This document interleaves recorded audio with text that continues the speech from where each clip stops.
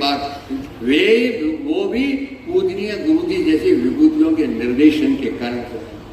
और फिर मेरे से कोई भी तपस्या कराओ, कैसी भी कठिन तपस्या कराओ, लाभ का फल मुझे मत दीजिए। और उस समय सबको मालूम है, दो समय के अपने परम तपस्वी सरसर विभिन्न कारणों से विभिन्न स्थानों पर रहना पड़ सकता है, उसी मन से रहो और जाओ वहीं पर राज्यसभा के 2 बार मेंबर बने। लाइन में सेटिंग करके नहीं बने थे, ऊपर के अधिकारियों के आदेश से बने थे और 2 बार राज्यपाल बने। और राज्यपाल के अंदर तो सब प्रकार के आवश्यक छात्र मिल सकते, कोई मना नहीं। और आपके ये परम आदरणीय एक विभूति यहां भी विराजमान है, पूछ लेना इनको भी, राज्यपाल या किसी पद के व्यक्ति को कौन सी कमी रहती है, लेकिन अपनी विचारधारा के निरंतर विरुद्ध चलने वाले, मैं भी नाम नहीं बोलूंगा, प्रसिद्ध पत्रिका के पत्रकार राज्यपाल के रूप में इनको अंदर से जाके देखा तो उसके हृदय में भी एकदम झटका था। और उसने इंडिया टुडे में लेख लिखा और हेडिंग क्या था, याद करो, ध्यान आ जाएगा तुरंत। राज्य मंदिर में मैंने एक विशिष्ट परम योगी देखा और योगी का नाम है सुंदर सिंह भंडारी। वर्णन लिखा है, मैंने सारी बातें पूछ करके मुझे बहुत उथल पुथल हो गई, तो अंत में कहा कि आप बुरा ना माने, एक बात और पूछना चाहता हूं। उनका पूछो। बोले आप ऐसी गृहस्थी नहीं हो, आप तो पकड़ो। तो कहा वो तो उसी लाइन पे चल रहे हैं, तो घर में कोई अंदर आपके रूम में कोई विशेष प्रकार का पर्सनल ये वो होता ही नहीं कि कुछ नहीं है। तो आपका पर्सनल जो रहने का कमरा है वो मैं पत्रकार के नाते देख सकता हूं क्या? सुंदर सिंह जी ने कहा कि आराम से देखो, कि आपको कुछ करना तो कुछ नहीं करना, मुझे मेरा कमरा जैसा तुम तो देख लो जाकर। उसने वर्णन किया है, पहली बार मैंने ऐसा योगी देखा जो सब प्रकार की सुविधाओं के बीच में रहते हुए भी अपने सिंपल पाते पर चुपचाप हो सो रहा। मूलतः विषय इतना सही है, विश्व की धरती के ये अनुपम संस्कृति जो आदिकाल से चली आ रही है, बीच के काल में हमारी राष्ट्रीय बोध की कोई तो भी कसर अथवा एक व्यापक संगठन के योग्य प्रभावी स्वरूप की कोई तो भी कसर ने हमको 1500 वर्ष तक बहुत संकटों में डाल दिया, बहुत भीषण संकटों में डाल दिया। और भाई ईश्वर की कृपा से, अनेक बलिदानियों की तपस्या से, सामान्य जन की भी तपस्या से देश आजाद हुआ है, लेकिन स्वतंत्र स्वराज्य स्वसंस्कृति का बोध उसके देश में ये आने में बहुत देर लगता। और इसे प्रारंभ काल से मूलतः ये राजनीतिक चरित्र दोनों ही नहीं है, जिंदगी भर राजनीतिक क्षेत्र में रहे लेकिन राजनीति नहीं है। मूलतः सांस्कृतिक चेतना राजकीय स्वरूप में है, आज की तारीख में फिर से नवीन स्वरूप में खड़ी करना इसके लिए। यहां तो देखा जाए तो आप सब समझते हो, भारत की धरती के अनेक धर्म ग्रंथों में 2 बड़े प्रमुख धर्म ग्रंथ कहलाते हैं। एक का नाम है रामायण, सबको मालूम है कि नहीं मालूम है, मंजूर है कि नहीं मंजूर? दूसरा का है महाभारत, दोनों धर्म ग्रंथ कहलाते हैं ना, आना बोल दीजिए। भारत के दोनों ही विशिष्ट अवतारों के साथ जुड़े हुए धर्म ग्रंथ हैं कि नहीं? जोर से बोलिए। अब मैं तीसरी बात पूछ रहा हूं कि शांति से वापस विचार करके पढ़िए, तो सिवाय राजनीति की और क्या है उस ग्रंथ? राजनीतिक प्रकार के विभिन्न प्रपंचों के मध्य में दोनों ग्रंथों में जय भारत अब एक ही जय भारत, जय जय भारत, जय जय भारत, जय जय भारत, जय जय भारत, जय जय भारत, जय जय भारत, जय जय भारत, जय जय भारत, जय जय भारत, जय जय भारत, जय जय भारत, जय जय भारत। मन मस्त फकीरी धारी है, मन मस्त फकीरी धारी अब एक ही धुन जय जय भारत, अब एक ही धुन जय जय भारत। नित नई चुनौती मिलती है, नित नई चुनौती मिलती है। इसी और सजग और प्रखरता के साथ हमको सिद्ध होकर के निरंतर इस तपस्या को जारी रखना है। कोई भी क्षेत्र में हो सकते हैं, मूल तपस्या है भारत की सांस्कृतिक चेतना को फिर से इतना प्रभावी करेंगे, सारा विश्व गरज के हमारे चरणों मां के बोलेगा भारत माता की जय। नित नई चुनौती मिलती है, नित नई चुनौती मिलती है। हम निर्भय हो बढ़ते जाते, हम निर्भय हो बढ़ते जाते। एक एक का दो दर्जन जी देखिए संकट देखे, इनके अभी संकट में आया था, इनमें भी बहुत बैठे होंगे जो उन संकटों में जूझे हैं। तो राम मंदिर का संकट देखा, आने वाले दिनों में भी कई बार उतार चढ़ाव किसी प्रकार आ सकते हैं। नहीं डरेंगे, नहीं दबेंगे, नहीं झुकेंगे, नहीं रुकेंगे। भारत माता की जय। नित नई चुनौती मिलती है, नई नई चुनौती मिलती है। हम निर्भय हो बढ़ते जाते, हम निर्भय हो बढ़ते जाते। हमने अनगिन संकट देखे, हम अनगिनत संकट देखे। आतंकों से ना घबराते, आतंकों से ना घबराते। जन जन में स्वत्व जगाएंगे, जन जन में सब जगाएंगे। अपने घेरे में बैठे नहीं रहेंगे, अपने घेरे में नहीं है, ये सिंबॉलिक सम्मान है। अंतर मन से हर एक व्यक्ति को अपना मान करके अपने साथ जोड़ना है। जन जन में जन जन में स्वत्व जगाएंगे, जन जन में स्वस्थ जगाएंगे। भारत की शक्ति अपारी है, भारत की शक्ति अपारी है। मन मस्त फकीरी नारी है, मन मस्त फकीरी धारी है। मन मस्त फकीरी धारी है, मन मस्त फकीरी।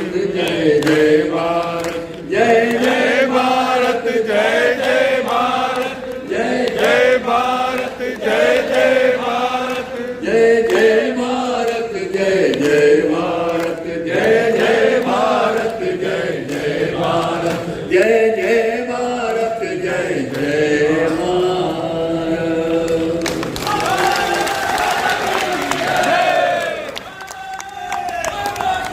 इन्होंने संपूर्ण इस भारत की सांस्कृतिक अभ्युदय और सांस्कृतिक चेतना के केंद्र राष्ट्रीय स्वयंसेवक संघ के स्वयंसेवक के रूप में और उसके विभिन्न शाखाओं में काम करके आज भारत को इस स्थिति पर पहुंचाया।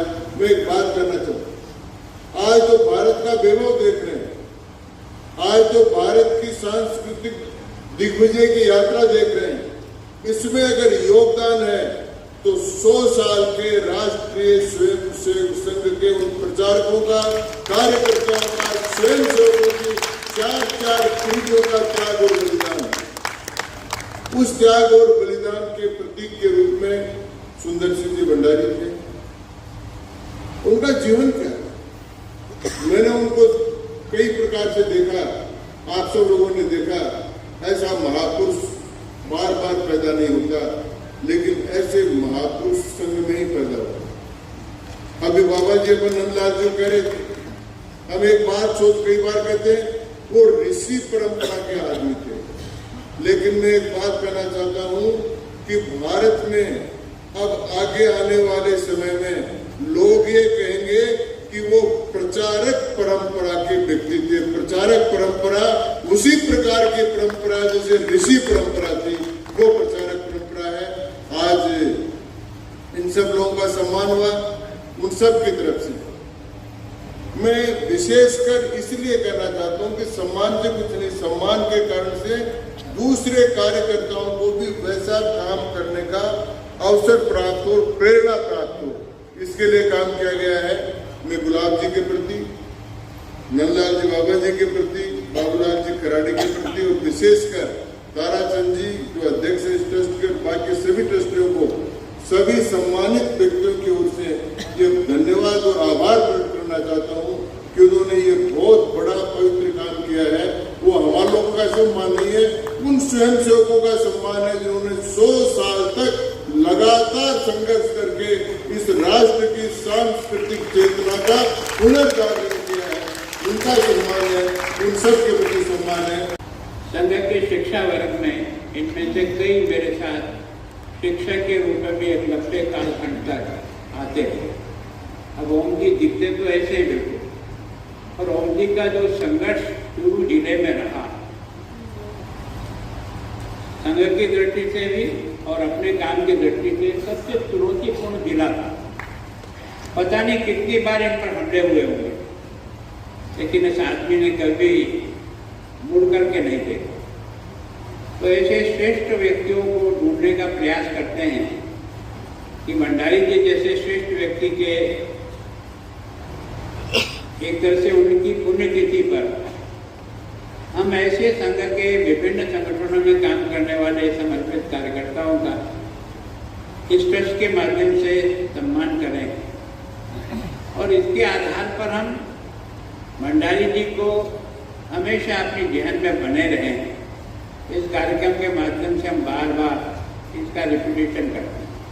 इसमें से एक व्यक्ति है जिसने अपना सारा जीवन, जैसा बाबूजी ने कहा ना कि हम जिसके लिए आए हैं उस काम को पूरा करेंगे।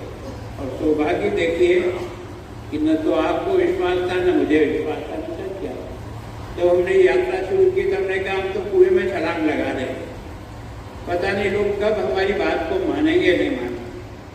गांव में जाते थे, उड़िया उड़ाते थे, पाटे फेंकते थे, कंकर डालते थे और भगा देते थे, छोरे नेकरे कहाँ से आ गए। लेकिन वास्तव में ये जो साधना है ये किसी व्यक्ति के निर्माण की नहीं थी, किसी की जय जयकार के नारे लगाने वाली टीम नहीं थी।